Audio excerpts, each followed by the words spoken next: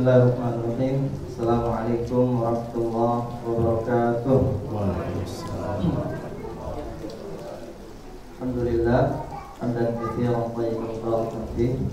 Asyhadu an la ilaha illallah wahdahu la syarika lah.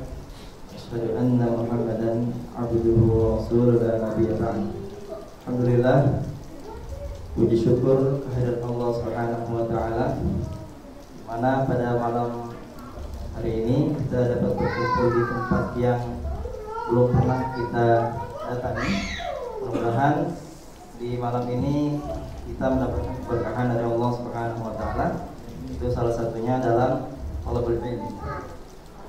Dalam hal ini cara pertama adalah ada muqaddimah atau pembukaan dari ketua pelaksana acara rihlah ini yang diadakan oleh Lembaga Ibnu Utsman Jakarta. Kemudian nanti ada diisi kajian oleh Ustaz Abu Zaid bin Jarrah radhiyallahu taala dengan tema kunci keluarga bahagia. Insyaallah. Baik, mudah-mudahan ada bermanfaat yang akan disampaikan oleh Ustaz. Kemudian kepada tim pelaksana atau ketua pelaksana kami persilakan.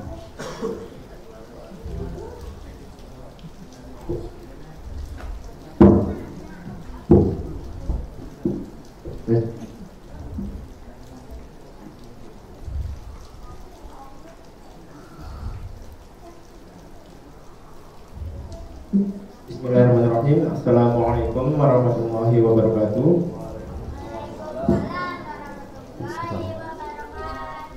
Alhamdulillah hamdan katsiran thayyiban mubarakan fihi kama yuhibbu rabbuna wa yarda.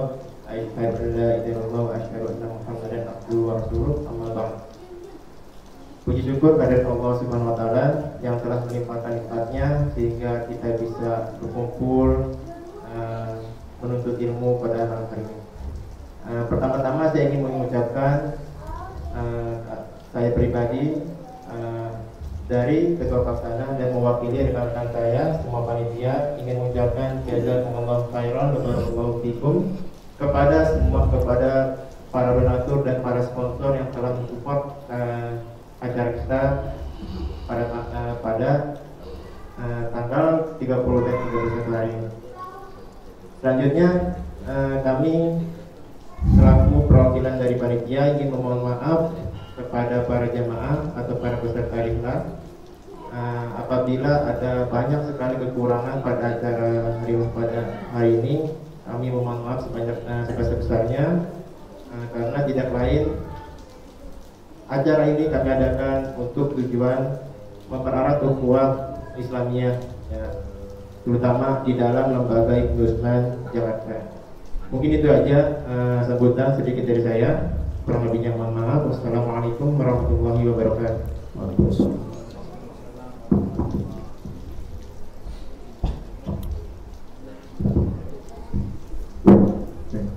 Syukran wa barakallahu fikum pada ketua pelaksana. Kemudian acara selanjutnya yaitu akan diisi dengan kajian Islamiyah oleh Ustaz Abu Zaid bin Jarrah radhiyallahu taala.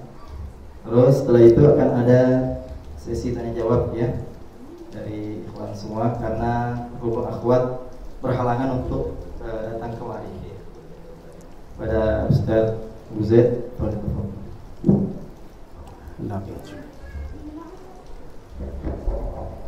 Bismillahirrahmanirrahim.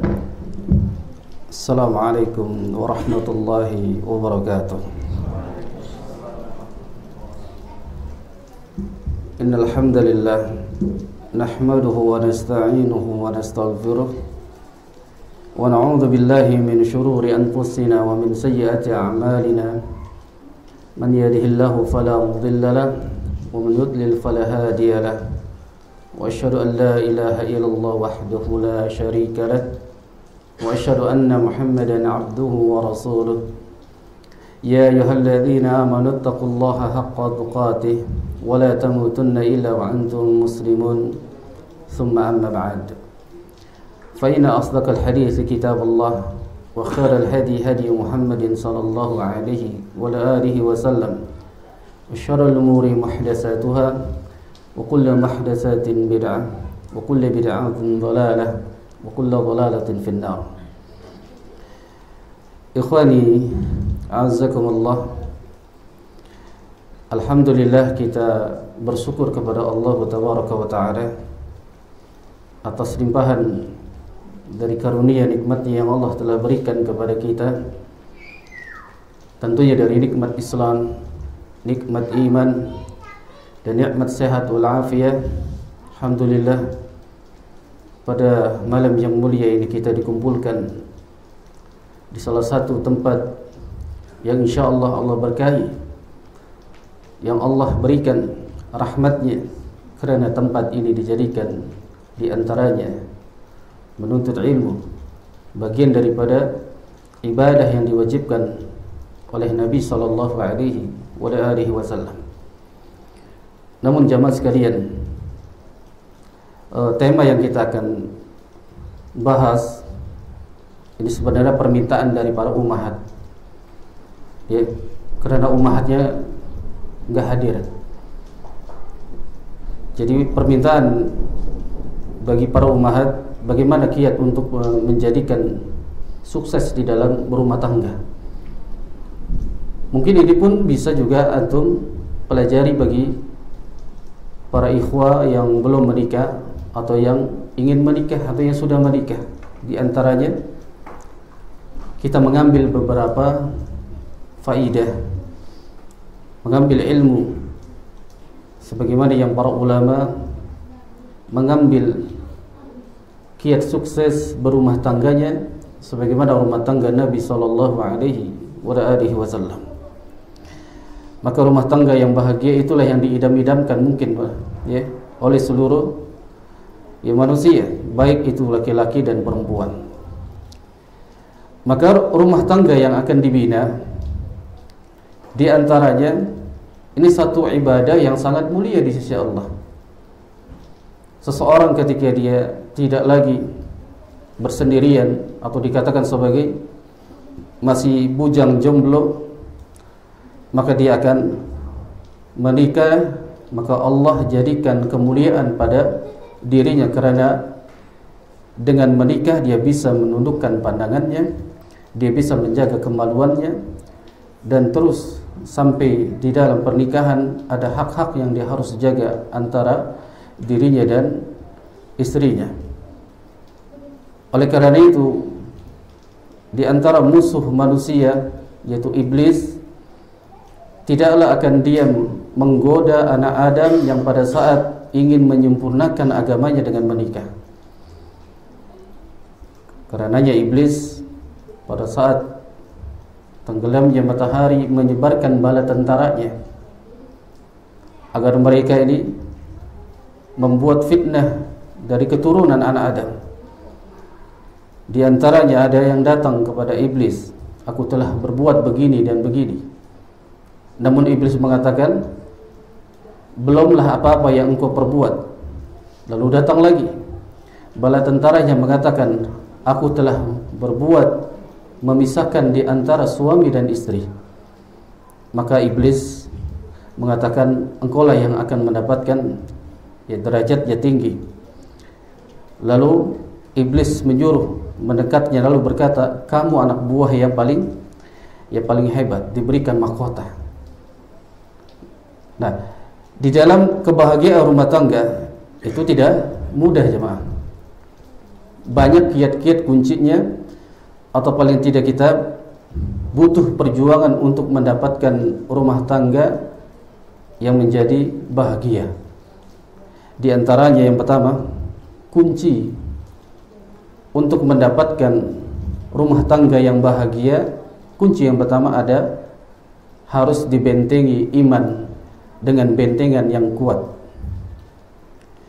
Di antaranya iman ini, kebahagiaan yang akan dimiliki oleh suami dan istri. Dia harus beriman, lalu dia beramal soleh. Ini kebahagiaan yang pertama yang Allah Subhanahu wa taala menyebutkan dalam Al-Qur'an pada surah An-Nahl pada ayat ke-97, yang Allah Azza wa Jalla firmankan, man 'amila salihan min dzakarin aw untha wa huwa mu'min. Barang siapa yang mengerjakan amal saleh, baik laki-laki dan perempuan, yang dia dalam keadaan mukmin, beriman kepada Allah, fala nuhyiyannahu hayatan thayyibah, maka Allah katakan kami akan berikan kepadanya kehidupan yang baik. Hayatan thayyibah, ini kehidupan yang bahagia jika dia di atas iman lalu dia mengerjakan amalan saleh. Nah, bentuk kebahagiaan yang Allah Subhanahu wa taala sebutkan di situ adalah keimanan dan juga beramal saleh. Kalau kita melihat secara zahir orang-orang kafir, mungkin mereka bahagia di dunia.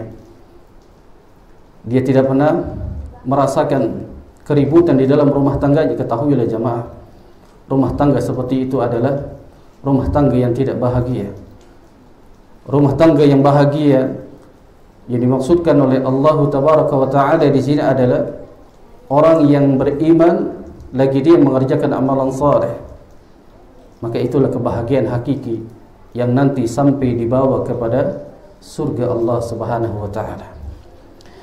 Dan di antara bentuk keimanan, bentuk iman di dalam rumah tangga, di antaranya yang masih belum menikah, ini diperhatikan. Di antaranya bentuk iman dalam rumah tangga, dia memilih calon pendamping yang saleh dan salehah.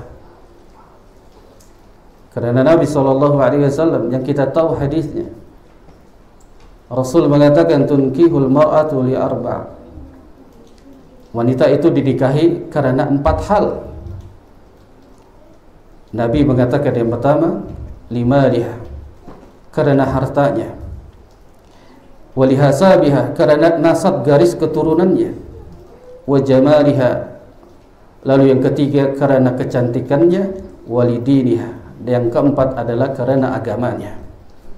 Namun Nabi SAW menjelaskan dari 4 kriteria yang engkau cari pendamping, di antaranya Nabi mengatakan fasfar bidzatid din taribat yadak, maka pilihlah wanita tersebut yang 4 yang ada pada dirinya, pilih yang beragama, niscaya engkau akan memiliki kebahagiaan di dalamnya.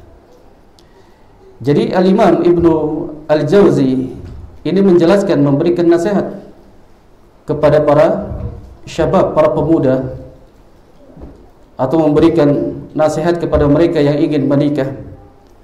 Yang beliau katakan, yang dipusatkan pada saat engkau ingin menikah, pusatkan yang pertama kali adalah agama, bukan nasabnya, bukan kecantikannya, bukan ya dari kita lihat hartanya, tapi yang kita pusatkan adalah agamanya. Niscaya kalau kita memilih pendamping yang beragama, kita akan mendapatkan kebahagiaan, baik itu di dunia maupun kebahagiaan nanti kita di akhirat kelak.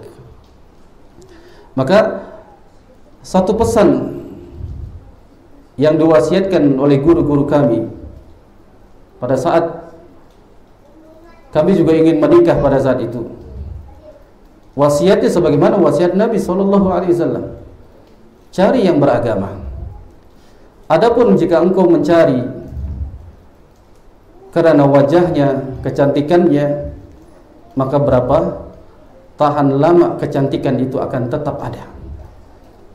Mungkin sekian tahun dia akan berubah. Kalau yang engkau cari adalah hartanya, karena harta itu tidak akan pernah terus ada. Jika engkau mencari karena nasab garis keturunan, dan itu tidak bisa membawamu derajatnya tinggi di hadapan Allah Azza wa Jalla, maka paling tidak wasiat dari guru-guru kami, cari yang beragama, niscaya dia akan mendapatkan kebahagiaan di dalamnya.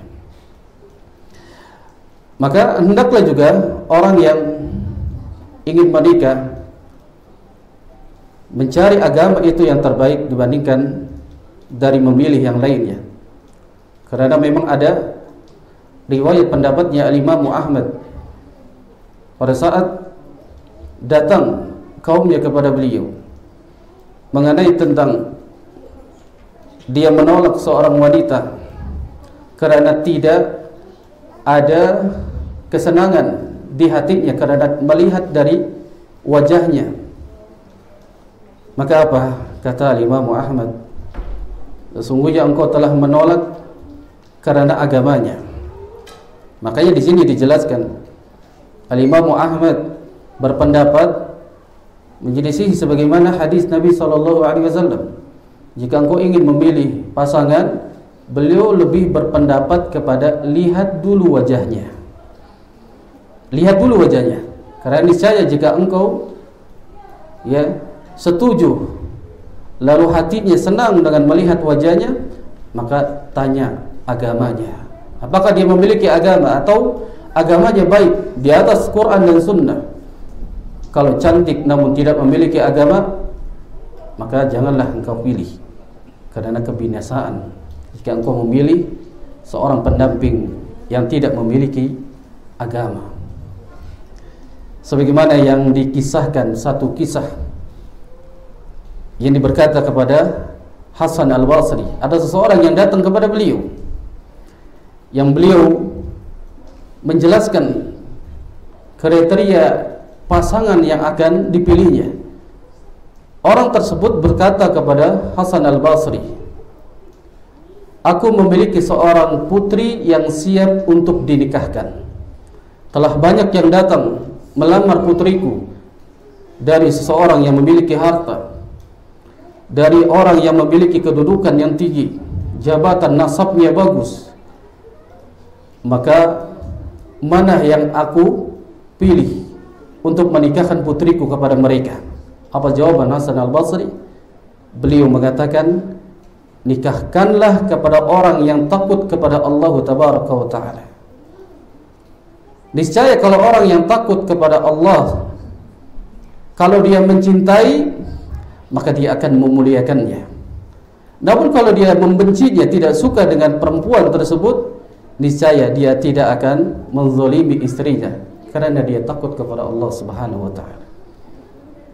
Dari sinilah para ulama, di antaranya dari 4 kriteria yang Nabi SAW sebutkan, wanita itu dinikahi karena 4. Semua sepakat bahwasanya dari 4 tersebut yang dipilih adalah agamanya. Ini diantaranya, jika kita ingin mendapatkan rumah tangga yang bahagia, maka pilih pasangan yang beragama. Yang kedua, jamaah sekalian, rahimani rahimakumullah, di antara kiat sukses untuk mendapatkan rumah tangga yang bahagia, menata niat di dalam berumah tangga. Niat kita berumah tangga itu apa? Karena ada yang menikah karena ingin menikahi tadi hartanya. Ada yang menikah karena ingin sebagai bergaya saja. Atau setiap dia diundang oleh temannya, paling tidak dia membawa pasangan. Enggak dikatakan lagi dengan temannya, kapan kau nikah? Kapan antum mau bawa pasangan, dan seterusnya. Niat kita, tujuan utama adalah menikah dijadikan tujuan ibadah kepada Allah Subhanahu wa Ta'ala. Tujuannya untuk menundukkan pandangan yang Allah Subhanahu wa Ta'ala firmankan juga kepada ini orang-orang mukmin dan orang-orang mukminah, agar dia menundukkan pandangannya. Jadi liyaquddu lil basar, menundukkan pandangannya tidak lain agar dia matanya tidak bermaksiat melihat sesuatu yang diharamkan Allah Tabaraka wa Ta'ala. Niat menikah untuk apa? Menundukkan pandangan ibadah kepada Allah Subhanahu wa Ta'ala. Maka gambaran niat yang seperti ini, Allah akan berikan kemudahan, Allah akan berikan jalan jika dia benar-benar niatnya untuk beribadah kepada Allah Subhanahu wa Ta'ala. Kemudian jamaah sekalian, rahimani rahimakumullah, di antaranya ketika kita sudah menikah, ada dijadikan sebagai wujud ibadah kepada Allah. Yang pertama, kita menjalankan rumah tangga itu di dalamnya tidak lain semuanya kita niatkan ibadah kepada Allah. Antum sebagai seorang suami di dalam mengais rezeki, mencari penghidupan untuk mendanai, untuk membiayai anak dan istrinya, tidak lain niatkan untuk ibadah kepada Allah. lelah antum, capek antum, itu akan dinilai, dihitung sebagai sedekah jadi kepada anak dan istrinya. Niatkan ibadah kepada Allah Subhanahu wa taala. Ini niatnya. Bagi seorang wanita pun ketika dia sudah menikah, mengurusi suaminya, mempersiapkan makannya, dan dia merapikan dari seisi rumahnya, niatkan karena untuk ibadah kepada Allah. Karena di antara bentuk ibadahnya seorang istri kepada suaminya, dia melayani dengan sebaik-baiknya. Kalau punya istri, antum berikan haknya, layani dengan sebaik-baiknya, karena tujuan kita ibadah. Demikian juga seorang wanita, seorang istri pun melayani suaminya. Jadi bentuk ibadah. Lalu yang berikutnya di antaranya, ketika antum sudah menikah, ketika ada problem, permasalahan di dalam rumah tangga yang antum nanti akan jalani atau yang sudah dijalani, itu tidak ada yang dia lurus terus, tidak ada ujian dan cobaan di dalamnya. Pasti ada ujian dan cobaan di dalam rumah tangga. Namun ketika kita mendapati satu permasalahan di dalam rumah tangga kita, maka niatkan untuk menjalin kembali agar rumah tangga kita ini tidak pecah. Karena iblis akan bahagia melihat seseorang ketika dia berpisah di antaranya, suami dan istri tidak lagi dia hidup bersama. Ini kebahagiaan iblis. Makanya kita berusaha untuk apa? Setiap ada masalah, berusaha untuk menjalin kembali. Karena memang syariat tidak melarang ya kita berbicara tentang cerai. Namun paling tidak kebahagiaan jika ada permasalahan, berusaha untuk lagi kembali untuk menjalin hubungan. Jadi selama kita hidup berumah tangga, romantis di dalamnya, kita jalin kembali. Karena Allah Azza wa Jalla telah firmankan dalam surah Al-Baqarah pada ayat ke-228. Allah nyatakan, wa bu'ulatuhunna ahaqqu biraddihinna fi dzalika in aradu islaha. Dan suami mereka lebih berhak untuk kembali kepada istrinya jika mereka menginginkan kebaikan. Suami lebih berhak untuk kembali jika dia memiliki satu permasalahan, itu lebih baik bagi mereka. Dan juga seorang istri ketika suami meminta maaf, maka berikan maafnya.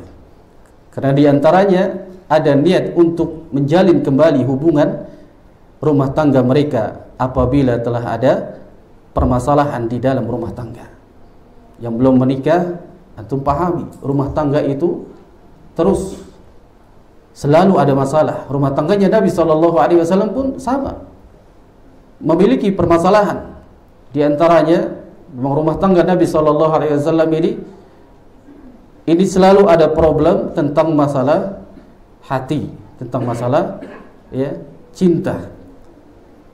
Yang sulit bagi Nabi SAW untuk menata di antaranya cinta kepada istri-istrinya, mana yang lebih ya beliau cintai. Namun beliau bisa memberikan contoh suri tauladan. Jika ada permasalahan, maka berusaha untuk merajuk kembali. Jadi berusaha untuk lagi tidak ada permasalahan, maka duduk, bicarakan dengan baik-baik. Seorang suami hendaknya dia merajuk kembali, kemudian istrinya pun ya bisa mudah untuk memaafkan jika kesalahan ada pada suaminya. Di antaranya rumah tangga yang bahagia, kehidupannya yang bahagia, di antara keduanya dia harus ada ketaatan yang dibangun untuk Allah Azza wa Jalla dan mengikuti sunnah Nabi SAW. Ini rumah tangga yang bahagia. Di antaranya kita tahu seorang wanita jika dia telah taat kepada Allah Subhanahu wa taala, dia melaksanakan salat, berpuasa Ramadan, menjaga kemaluannya, lalu dia taat juga kepada suaminya, maka ini mendapatkan kebahagiaan bagi seorang wanita yang dia taat kepada Allah, juga taat kepada suaminya. Maka Rasul yang mulia sallallahu alaihi wasallam perintahkan kepada wanita tersebut masuk surgalah dari pintu mana saja yang engkau kehendaki, sebagaimana hadisnya dikeluarkan jadi oleh al-Imam Ahmad, yang Nabi sallallahu alaihi wasallam sabdakan, idza salatil mar'atu khamsah, jika seseorang wanita itu telah salat yang 5 waktu, wa shamat syaraha, lalu dia berpuasa di Ramadan, lalu wa hafizat farjaha, dan dia menjaga kemaluannya, wa ata'at zawjaha, kemudian dia taat kepada suaminya, qila lah, katakan kepada wanita tersebut, udkhulil jannah min ayyi abwabil jannati yani syi'ti, masuklah ke dalam surga dari pintu mana saja yang dia kehendaki. Di antaranya dibangun ketaatan kepada Allah, kemudian taat kepada suami. Demikian pula di antaranya para suami, jika dia ingin mendapatkan kemuliaan, kebahagiaan pada saat dia meninggalkan istrinya, meninggalkan rumahnya, ingatlah selalu ada takwa pada hatinya. Makanya Nabi berwasiat kepada sahabatnya, ittaqillah haitsu ma kunta, bertakwalah engkau di mana saja engkau berada. Maksudnya diiringi, karena takwa itu maknanya para ulama menjelaskan menjalankan segala perintah Allah dan juga menjauhi segala larangannya. Pada saat kita meninggalkan istri kita dalam keadaan kita mungkin bekerja, safar atau yang lainnya, maka jaga ketakwaan kita kepada Allah. Maksudnya jangan kita melakukan maksiat, jangan kita melakukan perzinahan. Ini yang dimaksudkan. Kebahagiaan yang dia akan dapatkan pula, kebahagiaan di dalam rumah tangganya, jaga ketakwaan pada saat dia meninggalkan istrinya, meninggalkan rumahnya. Karena para aba, para ikhwan pun tidak luput dari yang namanya dia melakukan perzinahan atau dinamakan dengan selingkuh. Walaupun sudah ngaji, walaupun tauhidnya sudah benar, mengikuti sunnah, karena semua itu adalah manusia.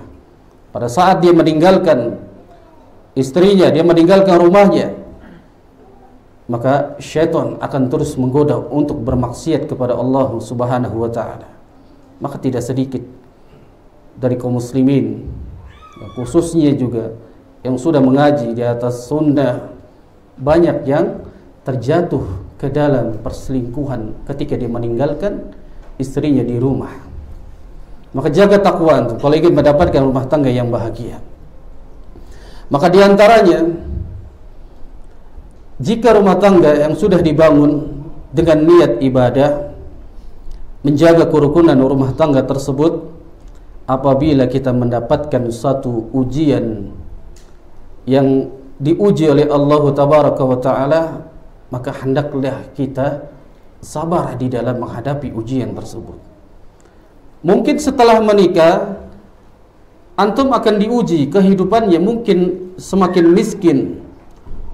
Allah akan uji mungkin dengan ujian bagaimana menghadapi tetangga pada saat kita ngontrak, atau menghadapi mertuanya, atau menghadapi yang lainnya. Ini ujian, maka hendaknya dia sabar di dalam menghadapi semua itu. Atau mungkin diuji dengan banyaknya permasalahan. Kalau kita sudah ikut di jalan Allah, mengikuti sunnah, banyak ujian dan rintangan.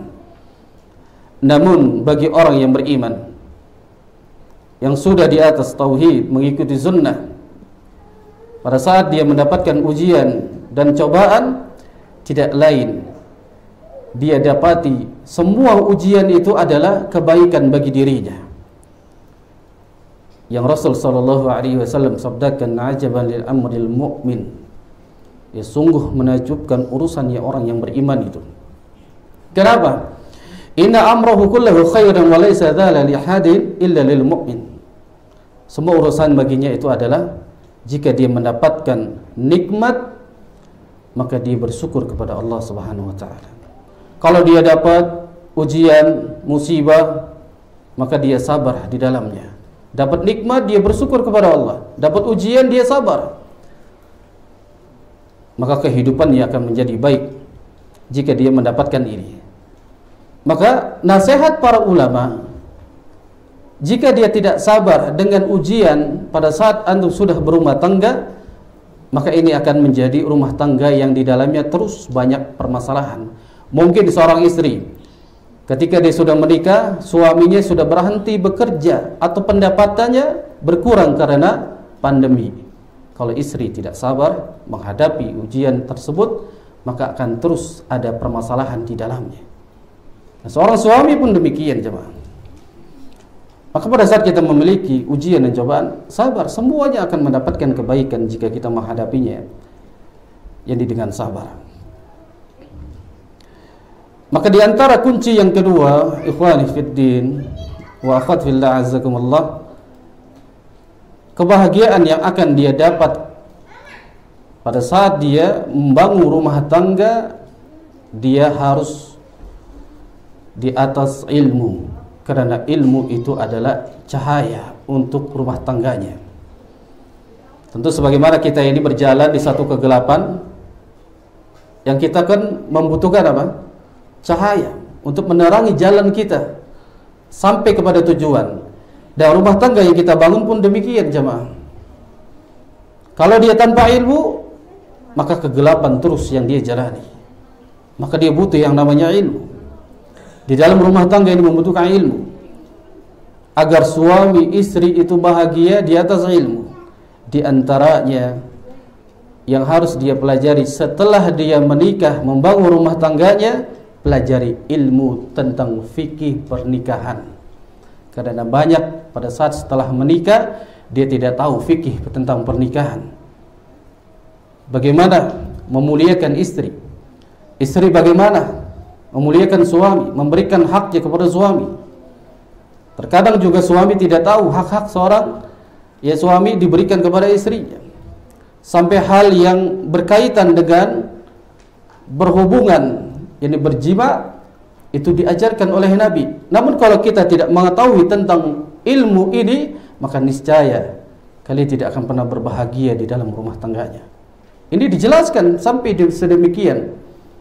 Ya, berhubungan di antara suami istri dijelaskan, disitulah ada kebahagiaan. Yang banyak kaum muslimin yang mereka bercerai, di antaranya permasalahan tentang berhubungan antara suami dengan istri. Di antaranya mereka tidak tahu tentang ilmu fikih di dalam berhubungan. Dia tidak tahu tentang ilmu bagaimana dia memuliakan atau memberikan haknya kepada istrinya, istrinya pun demikian kepada suaminya. Pelajari. Maka pelajari, cari ilmunya tersebut. Di antaranya Imam Bukhari, ya rahimahullah, ini menyebutkan di dalam kitabnya Al-ilmu qabla al-qaul wal amal. Ilmu terlebih dahulu sebelum dia berucap atau dia melakukan sesuatu. Nah, dijelaskan oleh para ulama, di antaranya pada saat kita menikah kemudian tidak memiliki ilmu di dalamnya, maka jangan harap dia mendapatkan rumah tangganya berbahagia. Atau seseorang mengatakan hanya modal apa? Modal nekat. Pokoknya nikah saja, urusan nanti ke depannya jalani aja. Jangan, jamaah. Ilmu, cari ilmu. Kalau yang sudah terlanjur sudah menikah, terus pelajari, menuntut ilmu, agar kita mendapatkan kiat-kiat ini menjadi rumah tangga yang sakinah, mawadah warahmah, berbahagia itu. Karena kita berumah tangga tidak ada batas waktu, mungkin dibataskan 1 tahun, 2 tahun, 3 tahun, tidak. Sampai di surga kita berkumpul kembali. Itu yang kita inginkan, berumah tangga, tidak lain ibadah kepada Allah Subhanahu wa taala. Yang kedua di antaranya kiat, kunci untuk rumah tangga kita bahagia, mempelajari di antaranya karakter dari istri kita. Istri mempelajari karakter juga suaminya. Ini penting, karena biasanya watak dan kondisi pasangan itu kalau kita pelajari, niscaya kita akan bahagia. Tapi kalau kita tidak mempelajari, maka di situ ada keributan terus. Ini sebagaimana Nabi SAW mempelajari dari setiap istrinya ini, karakternya berbeda-beda. Mungkin Nabi pada saat di rumahnya Aisyah radhiyallahu taala anha, beliau mengetahui karena Aisyah ini pada saat di sisi Nabi seseorang yang ingin selalu dimanjakan oleh Nabi sallallahu alaihi wasallam. Makanya sampai sepeninggalan beliau meninggal di pangkuan dari Aisyah radhiyallahu taala anha. Di istri yang lainnya pun tidak sedemikian. Jadi kita tahu karakter ya istri kita ini seperti apa, agar kita bisa memahami. Nah, di antaranya ini kiat di saling pengertian kondisi pasangan sangat penting untuk kita pahami, apalagi pada kondisi kita sudah menikah. Maka kita semakin dekat, kita akan mengetahui sifat dan watak dari pasangan kita. Di antaranya juga mengambil pelajaran dari orang lain. Jadi kalau antum ingin mengambil pelajaran orang lain, maka sering-sering duduk bersama orang yang dahulu sudah menikah, namun dilihat rumah tangganya langgeng, terus bahagia. Ambil ilmunya, pengalamannya ambil. Di antaranya kita diperintahkan untuk mencari teman yang saleh dan salehah. Disitulah letaknya manfaatnya agar kita mengambil pelajaran ibrah. Apalagi di masalah di rumah tangga, lihat rumah tangganya si fulan ini terus langgeng, bahagia, ambil pengalamannya, dekati dia. Karena di antaranya orang-orang yang ketika dia berbahagia, di dalamnya tentu pasti ada ilmu-ilmu yang dia terapkan. Sebagaimana ini pelajaran buat kita, baik yang belum menikah, yang ingin menikah, atau yang sudah menikah. Di antaranya mengambil pelajaran dari pengalaman orang yang sudah menikah. Lalu mempelajari di antaranya melaksanakan kewajiban dan memenuhi dari hak pasangan kita. Ini kewajiban suami yang pertama, jemaah. Agar kita bisa paham, kita sebagai seorang suami memberikan nafkah lahir dan batin. Ini kewajiban seorang suami. Allah katakan dalam surah At-Talaq pada ayat ke-7, liyunfiq dzu sa'atin min sa'atih. Hendaklah orang yang mampu itu memberikan nafkah menurut kemampuannya. Di antaranya kewajiban seorang suami memberikan nafkah lahir dan batin.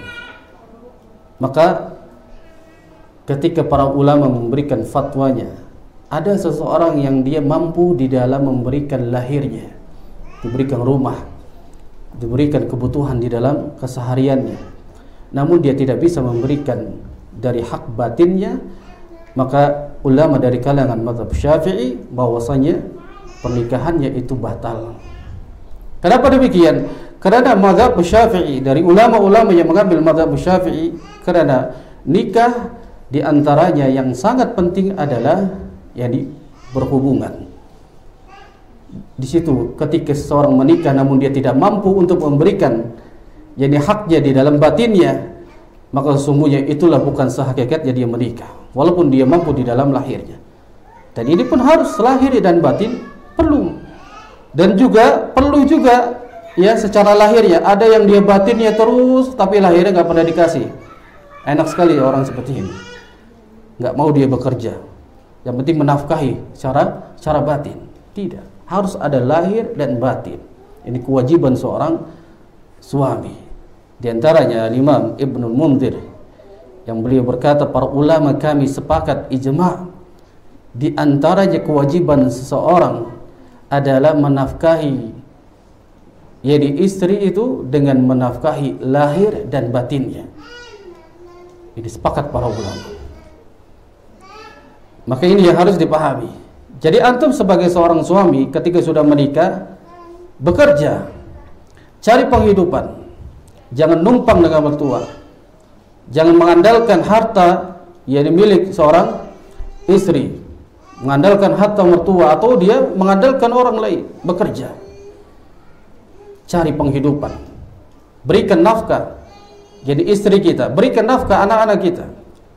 Itulah seorang suami yang bertanggung jawab, di antaranya lahir dan batin, yang harus dia jaga kemuliaan dia sebagai seorang suami. Tidak meminta-minta kepada seorang demi untuk menafkahi jadi istri dan anak-anaknya. Bekerja lebih baik daripada dia meminta. Lalu kemudian jamaah sekalian rahimani rahimakumullah, kita mendidik istri dan anak-anak itu yang pertama penuh dengan kelembutan. Seorang istri itu kalau kita didik itu secara keras, maka niscaya kita tidak akan pernah bisa mendidik seorang istri itu secara keras, karena sifatnya wanita itu diciptakan dari tulang rusuk yang bengkok. Niscaya kalau kita memberikan pelajaran, mendidiknya secara keras sebagaimana tulang rusuk yang bengkok, pada saat itu kita ingin meluruskan secara cepat, secara keras, maka dia akan patah. Namun juga kalau kita diamkan, tidak kita luruskan, dan dia akan terus seperti itu seorang wanita. Jadi bagaimana cara kita mendidik seorang istri penuh dengan kelembutan? Di antaranya penuh kelembutan adalah dengan berbicara yang baik. Nasihati seorang istri bila dia bermaksiat kepada Allah. Berikan adab di dalam menasihati. Apalagi kalau nasihatnya ada fulusnya, Masya Allah. Makan dulu kita di luar, baru nasihati. Ya, sudah senang, kasih makan, kasih minum, Masya Allah. Belanja di mall, baru nasihatin. Ya, di antaranya itu dengan kelembutan. Ini yang salah satu dijaga di dalam kita menasihati atau mendidik seorang istri. Maka di antaranya mendidik seorang anak pada saat kita nanti memiliki anak. Tujuan juga menikah di antaranya kita banyak keturunan. Ya, ingin memiliki banyak keturunan. Mengharapkan keturunan kita yang saleh dan salehah. Pada saat kita mendidik anak di antaranya ada kalanya kita lembut dan ada kalanya kita keras.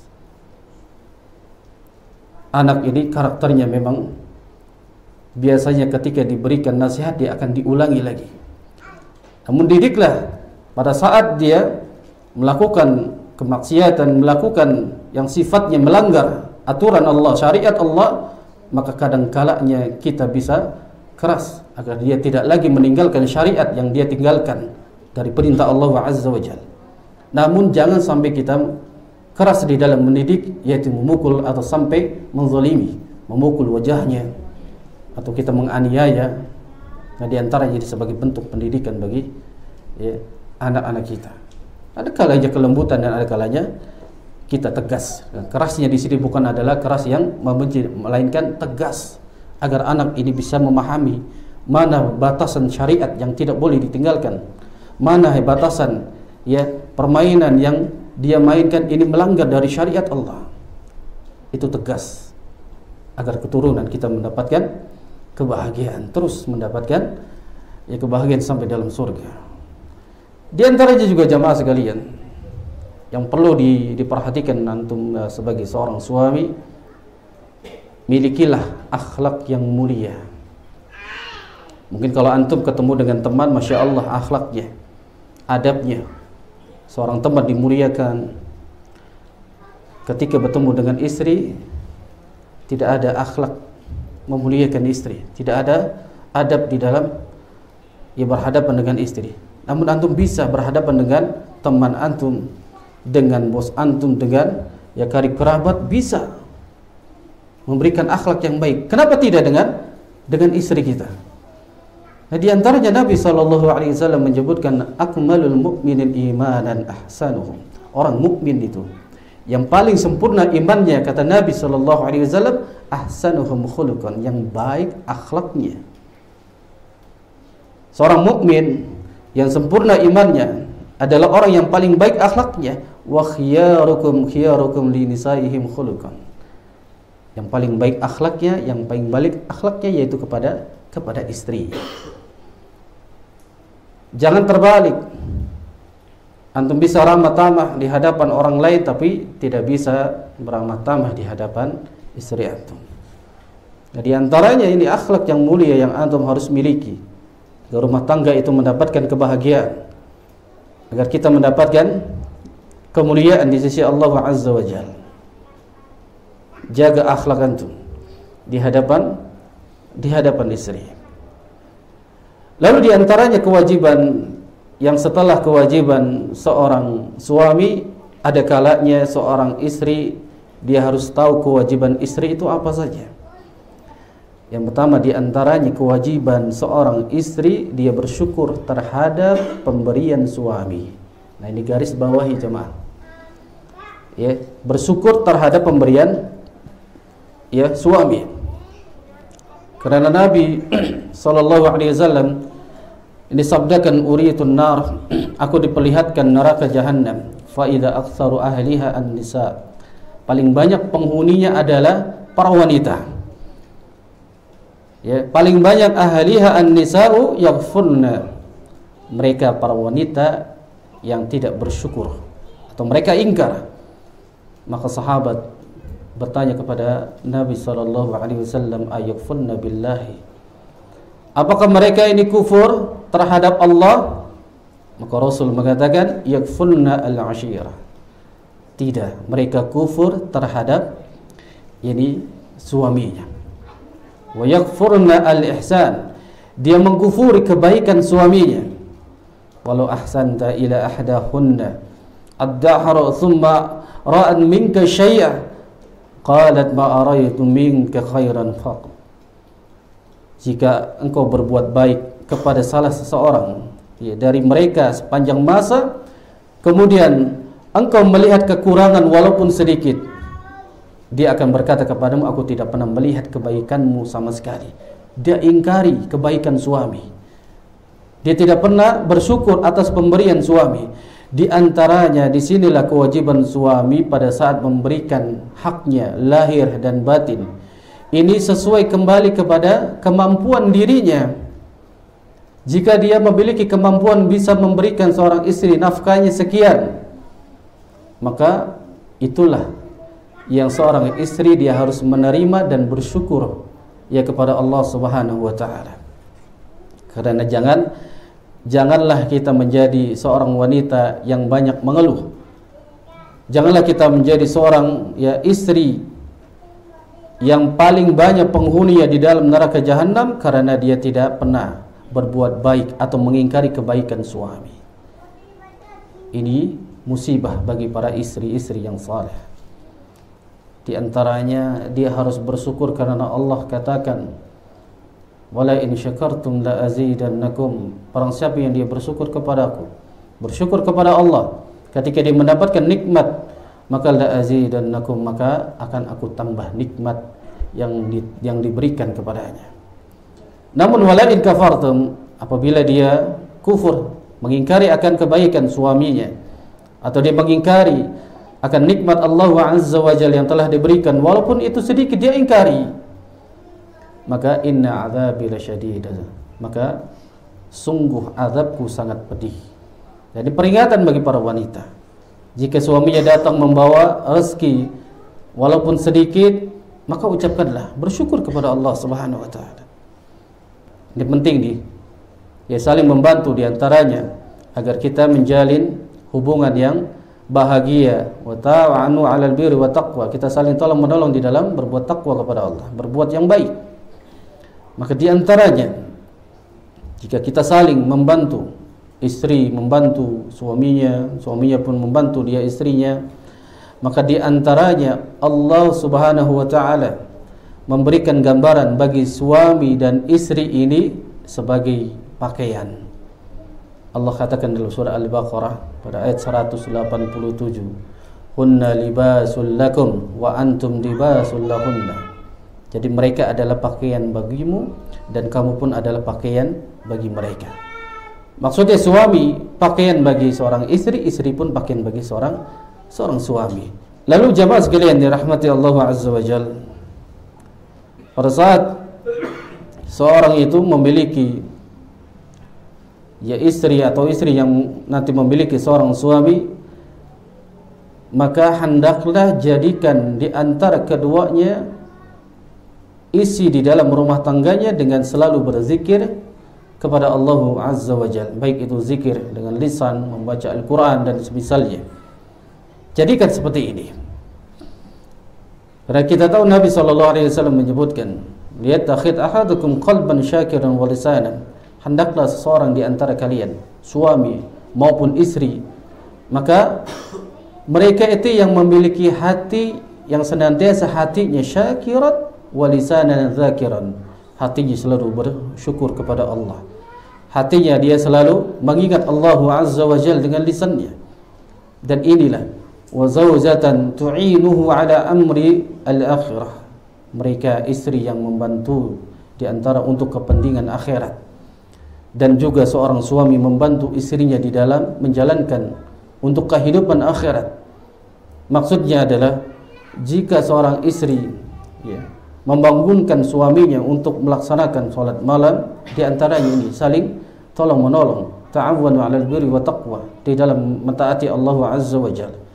Karena jadikan rumahnya di antaranya rumah yang di dalamnya penuh dengan zikir kepada Allah Subhanahu wa taala, dijadikan salat sunnah, dijadikan membaca Al-Qur'an, dan suami pun membantu apabila lalai istrinya dari berzikir kepada Allah, lalai dari membaca Al-Qur'an, atau bangunkan karena takut dia lalai melaksanakan perintah Allah, yaitu melaksanakan salat-salat yang diwajibkan, kita tegur, lalu kita ajak untuk menjadi taat kepada Allah Subhanahu wa taala. Ini diantara yang kiat yang membantu di dalam kebaikan.